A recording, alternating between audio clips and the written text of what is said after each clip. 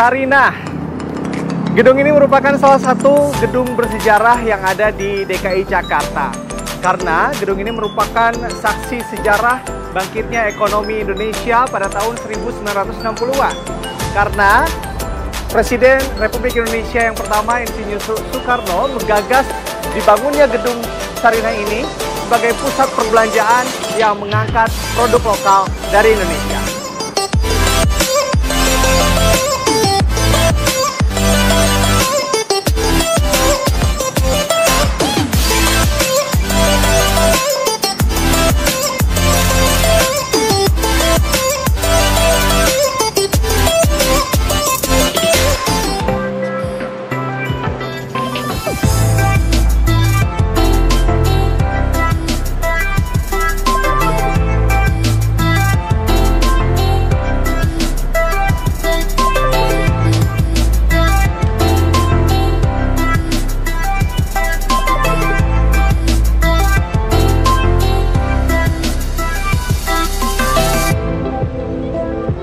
Sobat Pancasila, di Sarinah ini sekarang lagi ada pameran arsip dan mobil presiden.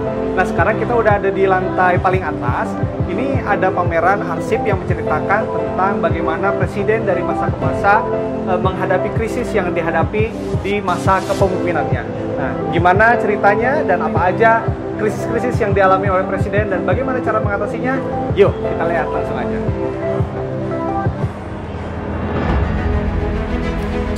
Pada tahun 1927, Soekarno mendirikan dan menjadi pemimpin sebuah organisasi politik yang disebut Partai Nasional Indonesia (PNI) yang bertujuan untuk mencapai kemerdekaan penuh untuk Indonesia.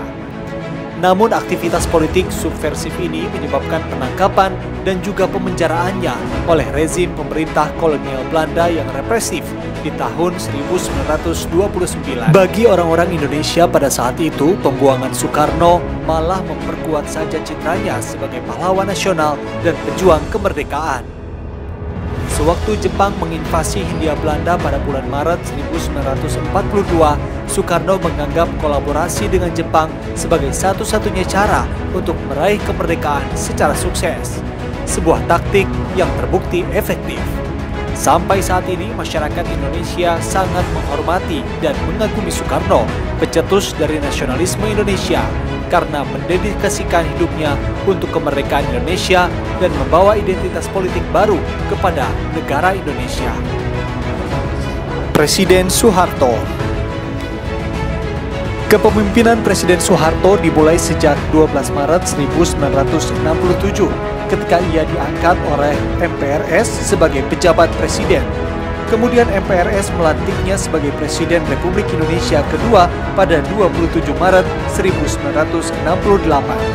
Tantangan yang harus dihadapi oleh Presiden Soeharto adalah bagaimana pemerintah mewujudkan pembangunan nasional di segala bidang dan hasil pembangunan itu dapat dinikmati secara merata oleh rakyat Indonesia dari Sabang sampai Merauke. Selama 3 dekade pemerintahan Presiden Soeharto berusaha mewujudkan pelaksananya trilogi pembangunan, yaitu stabilitas nasional yang dinamis, pertumbuhan ekonomi yang tinggi, dan pemerataan hasil pembangunan. Selain tantangan inflasi yang muncul dalam jangka pendek, Presiden Soeharto harus menghadapi tantangan dalam jangka panjang, yaitu pengendalian jumlah penduduk dan pemenuhan kebutuhan sandang, pangan, dan papan untuk seluruh rakyat Indonesia. Presiden B.J. Habibie. Sehari setelah dilantik sebagai Presiden Republik Indonesia pada 22 Mei 1998, Presiden Baharudin Yusuf B.J. Habibie langsung membentuk Kabinet Reformasi Pembangunan. Presiden Habibie bersama kabinetnya ditantang untuk memenuhi keinginan rakyat yang mendesak terwujudnya reformasi di segala bidang.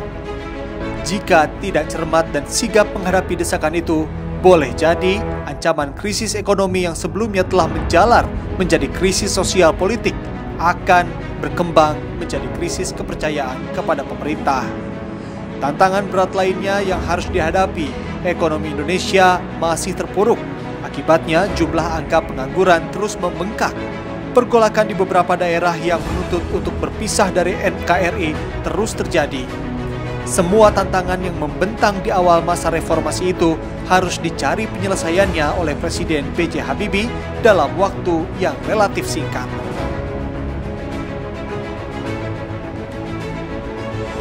Presiden Abdurrahman Wahid. Ketika Presiden Abdurrahman Wahid menjadi Presiden Republik Indonesia yang keempat, kondisi Indonesia belum kembali pulih 100% seperti sebelum terjadinya krisis ekonomi 1997-1998. Banyak harapan yang disampirkan rakyat Indonesia kepada pemerintahan baru itu karena dianggap terbentuk dari hasil pemilu 1999 yang demokratis dan melahirkan sosok pemimpin baru yang tidak terkait dengan kekuasaan sebelumnya.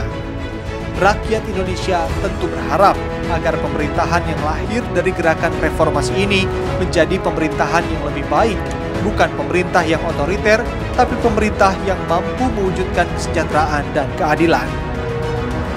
Presiden Megawati Soekarno Putri. Presiden Megawati Soekarno Putri adalah perempuan presiden pertama yang memimpin negara dengan populasi masyarakat Islam terbesar di dunia. Pada masa pemerintahan Presiden Megawati, aksi separatisme dan konflik sosial di beberapa daerah di Indonesia tengah berlangsung. Kemudian muncul juga tantangan baru, yaitu aksi terorisme dan tindak kekerasan di Indonesia yang mengancam keamanan dan antara lain menghantam industri pariwisata di Indonesia. Masa itu sempat muncul kekhawatiran masyarakat dunia untuk berkunjung ke Indonesia. Sesungguhnya tantangan terbesar yang juga dihadapi Presiden Megawati Soekarno Putri adalah mulai munculnya krisis kepercayaan masyarakat atas gagasan berbangsa dan bernegara Indonesia. Reformasi yang berhasil menumbangkan kekuasaan lama yang dianggap masyarakat banyak menyimpang dari pengamalan Pancasila dan Undang-Undang Dasar 1945 harus segera dibenahi dan dikuatkan. Rakyat menanti perbaikan itu dari seorang ibu pemimpin Wong Cilik yang pada masa-masa sebelumnya berhasil menunjukkan keteguhan dan ketangguhan seorang pejuang demokrasi. Presiden Susilo Bambang Yudhoyono. Presiden Susilo Bambang Yudhoyono adalah Presiden Indonesia pertama hasil pemilihan langsung oleh seluruh rakyat Indonesia. Masa pemerintahannya selama 2 periode dalam rentang 2004 sampai 2014 dianggap telah membawa Indonesia mencapai beberapa prestasi yang membanggakan. Pada 2012, Presiden Yudhoyono berhasil menjadikan Indonesia sebagai negara dengan ekonomi terbesar ke-16 di dunia. Sampai akhirnya pada tahun 2014, Bank Dunia menempatkan Indonesia di peringkat 10 negara dengan PDB terbesar di dunia berdasarkan kemampuan daya belinya. Sebelum tercapai prestasi ekonomi itu, pemerintahan Presiden Yudhoyono mendapatkan tantangan besar dalam memulihkan kondisi Aceh dan beberapa wilayah di Sumatera Utara yang tertimpa bencana gempa dan tsunami. Hanya beberapa bulan setelah Presiden Yudhoyono resmi menjalankan pemerintahan, tepatnya pada 26 Desember 2004, bencana besar berupa gempa dan tsunami melanda daerah Nangro Aceh Darussalam dan beberapa wilayah di Sumatera Utara. Presiden Joko Widodo. Presiden Joko Widodo dilantik menjadi Presiden Republik Indonesia pada 20 Oktober 2014 didampingi Yusuf Kala sebagai Wakil Presiden Republik Indonesia. Ia adalah presiden rakyat yang dinanti-nanti kiprahnya untuk mewujudkan harapan baru agar berubah menjadi kenyataan, yaitu kesejahteraan dan kemakmuran bagi rakyat Indonesia. Dunia pun juga banyak berharap kepada kepemimpinan Presiden Joko Widodo sebagai suatu kepemimpinan yang genuin, lahir dari rahim pergulatan masyarakat Indonesia yang dinamis. Meski pemerintahan Presiden Joko Widodo terbentuk di tengah melambatnya perekonomian global, tapi berbagai langkah cepat dan tepat terus dilakukan. Slogan kerja, kerja, dan kerja menjadi elan optimisme yang luar biasa bagi Indonesia. Periode pertama kepemimpinan Presiden Joko Widodo berhasil menunjukkan perubahan yang signifikan, baik dari segi efisiensi layanan birokrasi maupun capaian pertumbuhan ekonomi yang ditopang oleh keberhasilan dalam percepatan pembangunan infrastruktur yang merata di seluruh penjuru Nusantara. Hingga tibalah suatu mala pada awal tahun 2020, yaitu pandemi COVID-19 yang menghantam dunia termasuk Indonesia, menjadi tantangan berat yang harus dihadapi pemerintahan periode kedua Presiden Joko Widodo. Ketangguhan Presiden rakyat itu benar-benar diuji melalui pandemi COVID-19 yang menghantam Indonesia secara intens selama 2 tahun. Bahkan virus itu masih terus bermutasi dan membayangi kehidupan kita hingga sekarang. Apapun kondisinya, pemerintah terus mengambil langkah pemulihan kesehatan dan ekonomi harus terus berjalan bersama. Sebab bak buah si malakama, kita semua berpeluang mati karena COVID-19 atau menderita karena kemiskinan.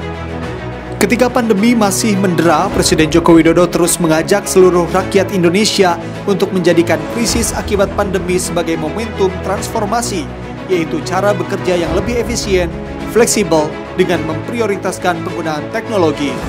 Dengan optimisme yang terus bergelora, Presiden mengajak rakyat Indonesia untuk terus melakukan adaptasi baru, menghadapi segala kemungkinan sambil terus memelihara asa untuk membuat lompatan besar bagi Indonesia 1 atau 2 dekade ke depan.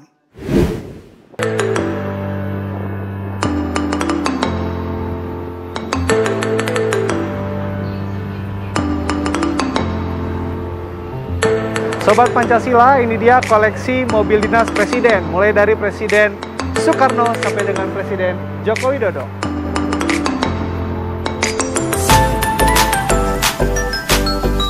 Nah, Sobat Pancasila, mobil yang ada di belakang saya ini merupakan mobil kepresidenan pertama Republik Indonesia yang digunakan oleh Presiden Insinyur Soekarno. Tipenya ini Buick 8. Kabarnya ini juga mobil hasil rampasan dari penjajah Jepang, Sobat Pancasila. Nah, yang diberikan kepada Presiden Soekarno karena pada saat itu Presiden Soekarno wajar saja masih muda dan belum mampu untuk membeli sebuah mobil untuk dinas kepresidenan begitu. Nah, ini diproduksi pada tahun 1939 dan digunakan mulai tahun 1945 oleh Presiden Insinyur Soekarno.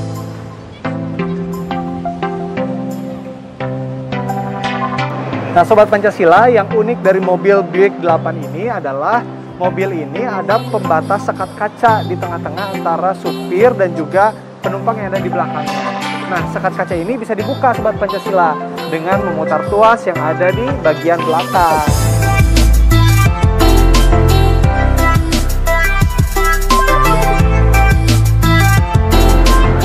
Sobat Pancasila, kabarnya juga harga dari mobil Buick 8 ini sekitar 1.000 sampai dengan 2.000 dolar Amerika Serikat. Harga tersebut pada saat itu sangat mahal sekali. Dan mobil Buick ini juga tipenya kayak yang ada di Safari Hewan Bandung ya. Jenis-jenisnya hampir mirip.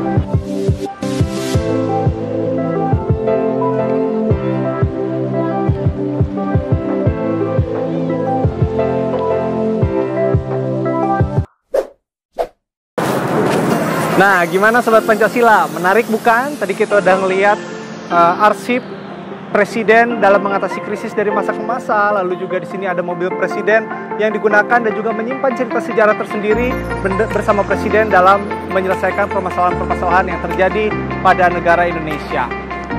Semoga ini dapat menginspirasi dan juga menambah kecintaan kita kepada para pemimpin bangsa dalam membangun bangsa Indonesia menuju negara maju dan juga pulih lebih cepat serta bangkit lebih kuat.